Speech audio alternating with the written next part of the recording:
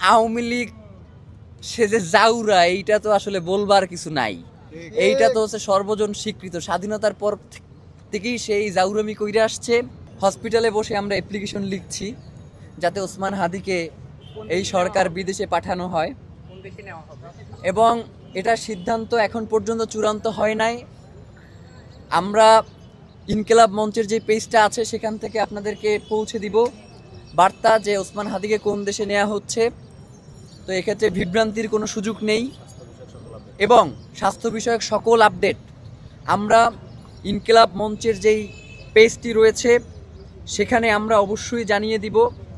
এবং আমরা ইতিমধ্যে আরেকটা ব্যাপার আপনাদের কাছে একটু বলি, যে যারা জামিন দিয়েছে তাদের ব্যাপারে আমরা জেনেছি যে তারা বাংলাদেশের একটি বড় রাজনৈতিক দলের নেতা। সুতরাং আমরা মনে করছি যে বাংলাদেশে রাজনৈতিক দলগুলো, আপনারা যদি বাংলাদেশকে ভালোবাসেন, বাংলাদেশের স্থিতিশীলতার উপর আস্থা রাখতে চান, 12ই ফেব্রুয়ারি যদি নির্বাচন করতে চান, তাহলে আসলে আওয়ামী লীগ তো আসলে বিএনপি এবং জামাত এই বাইনারির মধ্যে নাই।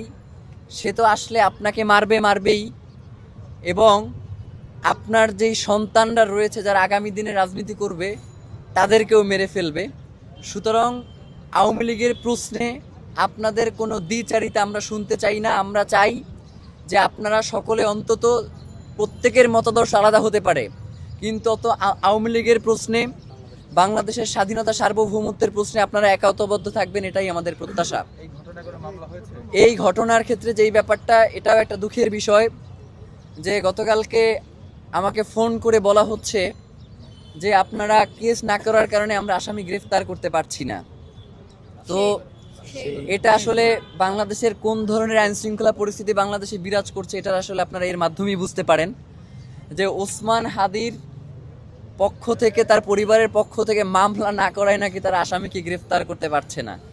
মানে এই হচ্ছে রাষ্ট্রের অবস্থা। এখন পর্যন্ত মামলা হয় নাই। তো আমরা মামলার জন্য আমাদের সাথে আসার পথে যোগাযোগ করা হয়েছে, আমরা তাদেরকে আসতে বলেছি এবং অতি দ্রুত মামলা রুজু হবে। আমাদেরকে ইনসাফ প্রতিষ্ঠার এই লড়াইকে সকলে একতাবদ্ধ হয়েই কাজটা চালিয়ে যেতে হবে। শুধু মামলা করে, শুধু ব্যক্তি নিরাপত্তা নিশ্চিত করে, বাংলাদেশে 18 কোটি মানুষ, আপনি কয়জনের নিরাপত্তা নিশ্চিত করবেন? আপনাদের উচিত ছিল তো সন্ত্রাসীকে দমন করা। তো আপনি সেইটা নিশ্চিত না করে আপনি 2-4 জনকে নিরাপত্তা নিশ্চিত করতেছেন, মানে আমরা এটা কিছু বুঝতেছি না। এবং আমরা ইতিমধ্যেই জেনেছি যে আওয়ামী লীগের যারা গ্রেফতার হয়েছিল তাদের মধ্যে 95% যারা জামিনে বের হয়ে আসছে। তো 95% মানে বাংলাদেশে আওয়ামী লীগ করে কিন্তু সে সৎ, সে কোনো কুকর্মের সাথে জড়িত নাই, এবং তার ব্যাপারে 2-1টা হামলা মামলার ঘটনা নাই, এমনটা আমরা কোথাও কখনো দেখি নাই। মানে আওয়ামী লীগ সে যে জাউরা এইটা তো আসলে বলবার কিছু নাই। এইটা তো হচ্ছে সর্বজন স্বীকৃত, স্বাধীনতার পর থেকেই সেই জাউরামি কইরা আসছে। সে হচ্ছে বাংলাদেশের মানুষকে গুম, খুন এবং হত্যা কইরা আসছে। সুতরাং এই আওয়ামী লীগ এই দলটার সাথেই হচ্ছে বাংলাদেশের মানুষের গুম, খুন এবং হত্যার রাজনীতি জড়িত। সুতরাং তাদের ব্যাপারে বর্তমান অন্তর্বর্তীকালীন সরকার যেই সুশীলতা দেখাচ্ছে, তাদের এই সুশীলতা যদি বজায় রাখে, তাহলে আমাদের কাছে মনে হয় যে বাংলাদেশের জনগণ পরবর্তী পদক্ষেপ সেটা আসলে সে কোন ধরনের বিপ্লবের দিকে আগাবে, সে কি শান্তিকামী বিপ্লব করবে নাকি সশস্ত্র বিপ্লবের ঘোষণা দিবে, সেটা বাংলাদেশের জনগণ ঠিক করবে। তো বাংলাদেশের স্থিতিশীল অবস্থা তৈরি করবার জন্য সকলের সহযোগিতা কামনা করছি।